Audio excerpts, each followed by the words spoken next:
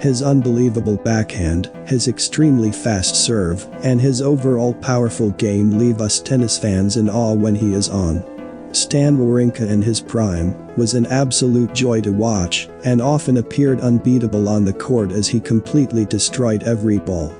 This leaves us wondering, how good was Stan Wawrinka in his prime?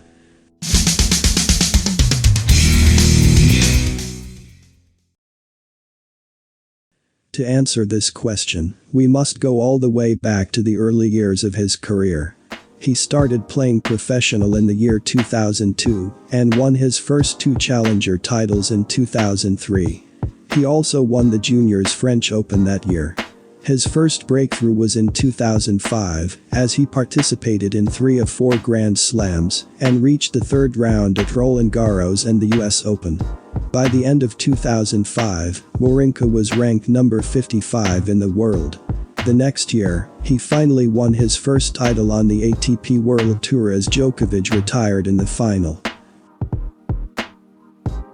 Stan's season started extremely good in 2008, reaching the final in Doha and later the quarterfinal in Indian Wells. He even reached the final at the Masters in Rome, where he lost to Djokovic in 3 sets.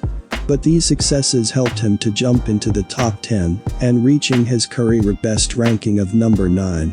Later that year, Wawrinka won the gold medal in doubles at the Olympic Games together with Roger Federer. Stan Wawrinka became a solid top 20 player in the next few years and established himself as a world-class athlete. In 2013, Stan Wawrinka teamed up with Benoit Paire as they won the doubles tournament in Chennai. Stan's next tournament was the Australian Open, when he played against the number 1 Novak Djokovic in the 4th round. This match became an instant classic and lasted for 5 hours. Wawrinka said after the match that this was the best match of his career, although it wasn't quite enough to win. You can watch the full match on YouTube, link is in the description. After the Australian Open, Stan reached another final in Buenos Aires. Before his next tournament, Stan began to work with Magnus Norman, the former coach of Robin Soderling. He then reached the quarterfinal at the Monte Carlos Rolex Masters, where he lost against Federer. He won his 4th ATP title later in the years, beating David Ferrer, and 1 week later reached another final at the Madrid Masters, beating Tsonga and Berdych. He lost the final against the King of Clay, Rafael Nadal. These accomplishments helped him to finally enter the top 10 again. He entered the following French Open despite an injury on his thighs. He even managed to reach the quarterfinal after a comeback win over Richard Gasquet.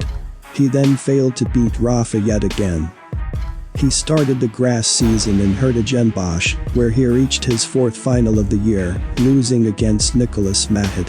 At the last Grand Slam of the year, the US Open, Stan reached a semi-final of a major tournament for the first time.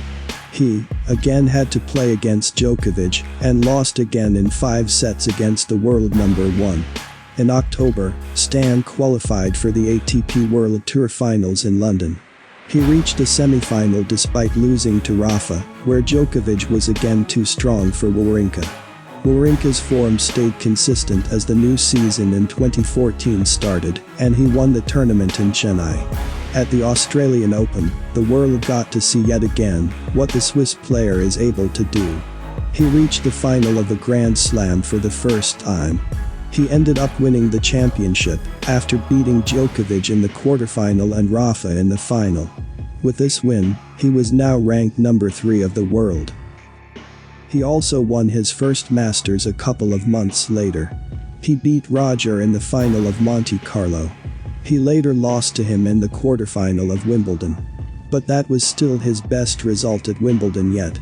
In 2015, Wawrinka managed to win another Grand Slam.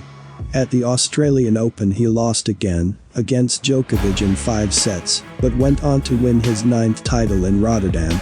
Stan even managed to beat Rafa on clay later that year in the quarterfinal of Rome, but ended up losing against Roger.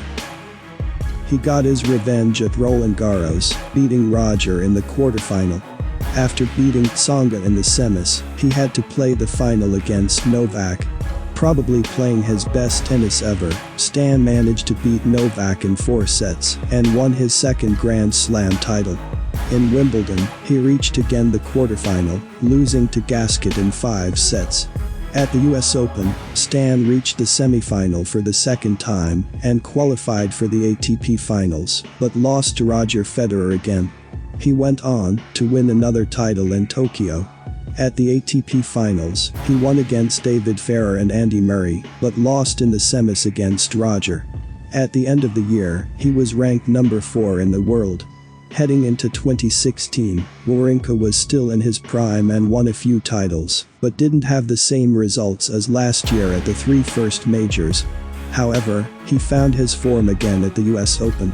The first week wasn't easy for him as Dan Evans had a match point in the 3rd round, but Stan ended up winning the match anyway.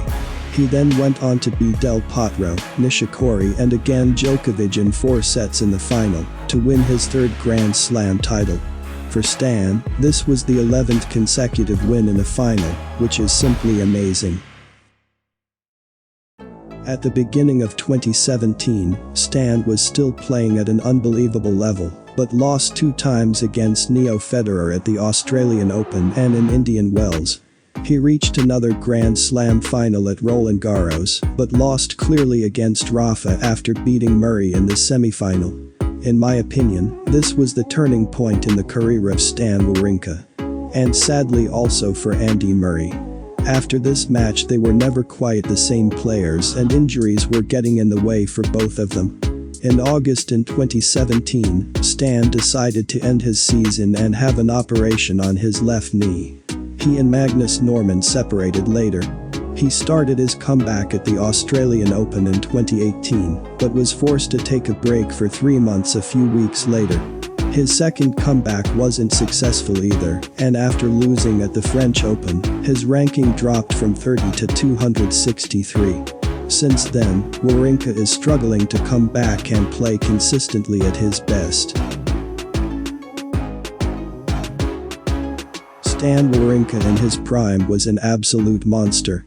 His backhand is one of the greatest of all time, and his raw power blows even Djokovic off the court. His matches against the Big Four were always of great quality, and in my opinion, some of them belong to the best matches ever. When Stan reached his stamina level, no one could beat him.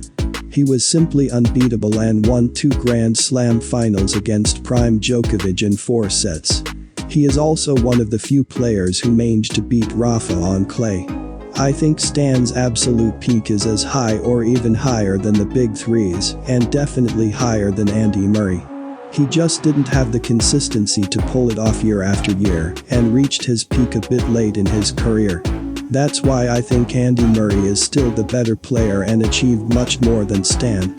We can only wonder what would have happened if Stan didn't get the injuries and kept his consistency. It could even be possible that no one would have won 20 Grand Slams because of him. Let's hope Stan can fully recover and we can see him at his absolute best again.